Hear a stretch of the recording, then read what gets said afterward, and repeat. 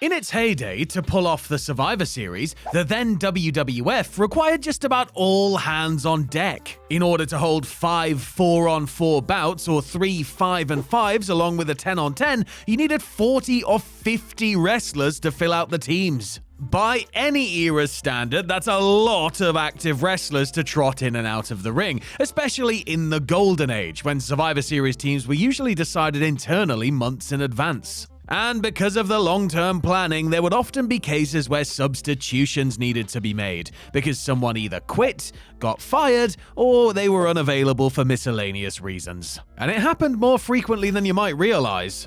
I'm Sam Driver from Cultaholic Wrestling, and these are 10 substitutions in classic WWE Survivor Series matches. Join us! Number 10, Bobby Heenan for Tully Blanchard in 1989.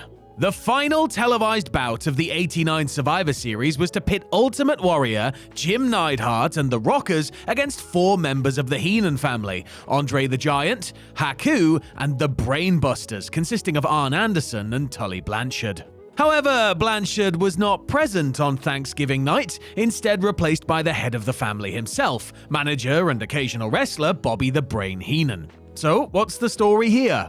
In kayfabe, the Busters' recent tag title loss, among other shortcomings, created friction with them and Heenan, and the Brain swapped Blanchard out for himself as part of the passive-aggressive spat. In real life, however, Blanchard was fired at the start of November for failing a drug test. The Busters had given notice that they were leaving after Survivor Series to return to what was now WCW. The failed test not only got Tully terminated, but caused WCW to pass on hiring him. Heenan wrestled the match in Blanchard's place and was the last man pinned by Warrior. And a previously recorded Busters loss to the Rockers aired on Saturday night's main event 2 nights later, thereby writing Arn and Tully out. Number 9, Haku for Rick Rude in 1990. At the 1990 SummerSlam, ravishing Rick Rude challenged for the WWF Championship. Within 2 months of that match, he was gone from the company, never to wrestle again inside a WWF ring. Rude's exit was a sudden one, and he was scheduled to compete at Survivor Series as a member of Earthquake's team. The opposing side, captained by Hulk Hogan, included Rude's latest rival, the Big Boss Man, as part of what looked like a long program between the two.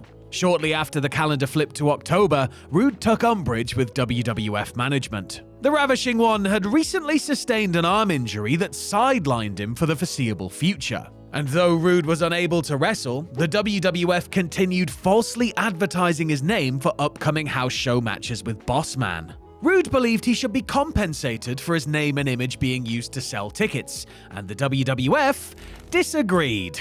This dispute led to Rude quitting the company. Fellow Heenan family member Haku was slotted onto Earthquake's team, while Rude served out the rest of his contract at home.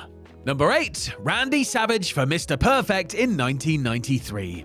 Coincidentally, 1 year earlier, Savage and Perfect were partners at the 1992 Survivor Series, a very hasty union that came about when Savage's original partner, the Ultimate Warrior, was abruptly fired for receiving growth hormone shipments. Perfect hadn't wrestled in over a year and was suddenly back as a babyface. He remained a babyface going into the 1993 Survivor Series, where he would have teamed with Razor Ramon, Marty Jannetty, and the 1-2-3 Kid. In the weeks before the event, however, Perfect's participation in Survivor Series was clearly being downplayed.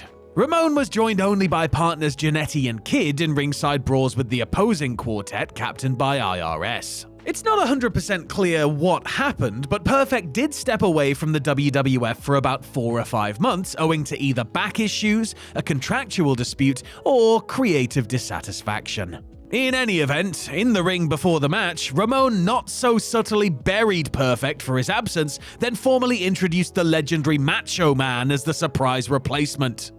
Number 7, Earthquake for Barry Windham in 1989. In the autumn of 1989, 460-pound John Tenta debuted in the WWF as Earthquake, a looming powerhouse that sent victims out on stretchers after crushing them beneath his running seated senton. As the territories dried out, Earthquake was quite a pickup, a monster heel with plenty of upside. And it wasn't long after his debut that he slotted into Randy Savage's King's Court team, albeit as a late substitution.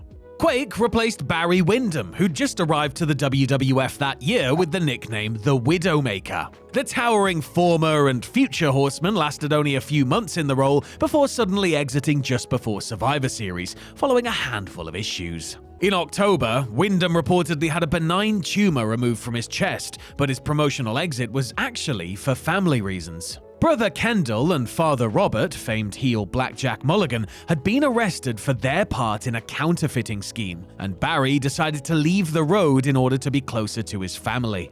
Windham did return to wrestling the following year for WCW, which offered him a lighter schedule.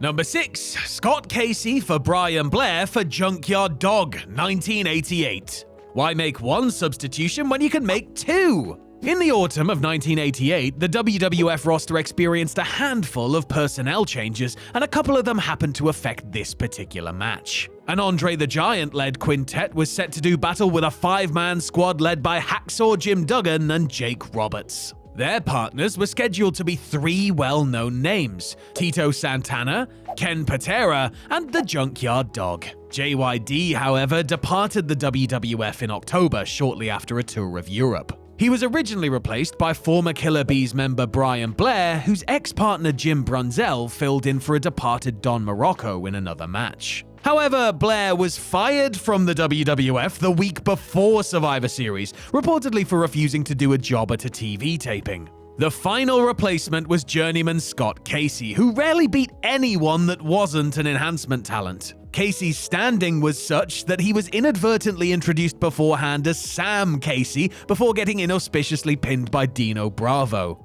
Number 5. Don Muraco for Superstar Billy Graham in 1987. In the latter half of the 1970s, Superstar was one of the premier heels in the industry, a fast-talking, muscle-bound narcissist that boasted of his many conquests, both in the ring and out. Graham reigned for 10 months as WWF champion, transitioning the belt from Bruno Sammartino to Bob Backlund before dipping in and out of territories with different guises and gimmicks. By 1986, the aging Superstar was back in the WWF for one more round. Now in his 40s, Graham returned to the ring as a legendary babyface, albeit an extremely limited one. He'd recently underwent a hip replacement, but still attempted a comeback and slotted in as a teammate of Hulk Hogan's at the inaugural Survivor Series. However, continued mobility issues brought a swift end to Graham's comeback bid, and he was written out following a beatdown by clients of Slick. Making the save for Graham was a face-turned Don Muraco, who subsequently took on Graham as a manager and mentor. And appropriately, Muraco joined Hogan's team for the Survivor Series,